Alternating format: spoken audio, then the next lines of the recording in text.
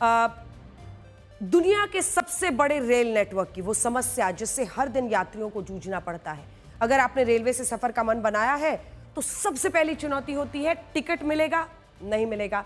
फिर चाहे आपकी प्लानिंग 2 महीने पहले की हो या फिर मामला तत्काल टिकट का हो, आज हम ब्लैक एंड व्हाइट में इसका विस्तार से गंभीर मुद्दे का विश्लेषण करेंगे। आखिर जब देश में बुलेट ट्रेन, एडवांस ट्रेन की बातें हो रही हैं तो फिर एक आम आदमी को रेलवे का कंफर्म टिकट क्यों नहीं मिल पाता? आखिर विंडो ओपन होते ही चंद मिनटों में टिकट क्यों गायब हो जाता है? आईआरसीटीसी भी टिकटों की चुटकियों में होती बुकिंग से परेशान है। इसके पीछे हो रहे जो भी फर्जीवाड़ा है, बड़े फर्जीवाड़े का भंडाफोड़ हुआ है जिस पर आईआरसीटीसी एक्शन ले रहा है।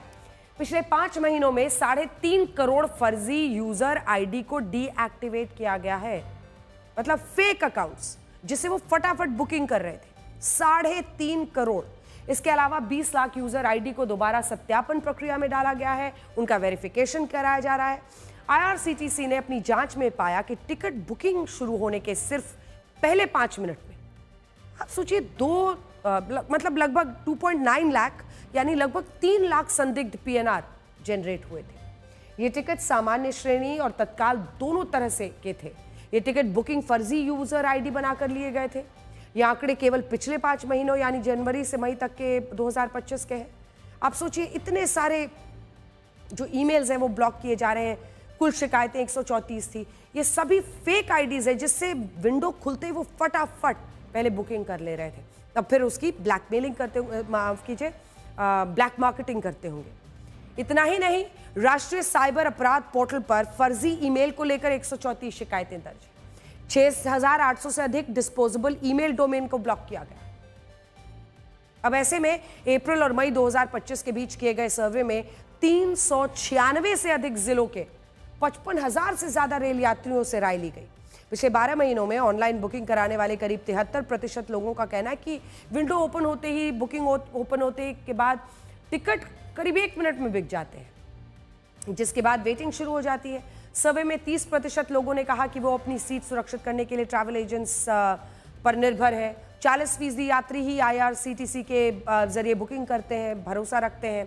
कुछ लोगों ने कहा कि वो टिकट कंफर्म के लिए मजबूरन रेलवे काउंटर पर जाते हैं। कई लोग ऐसे थे जिनका कहना था कि वो इसके लिए सांसद या रेलवे कर्मचारियों से संपर्क में आते हैं।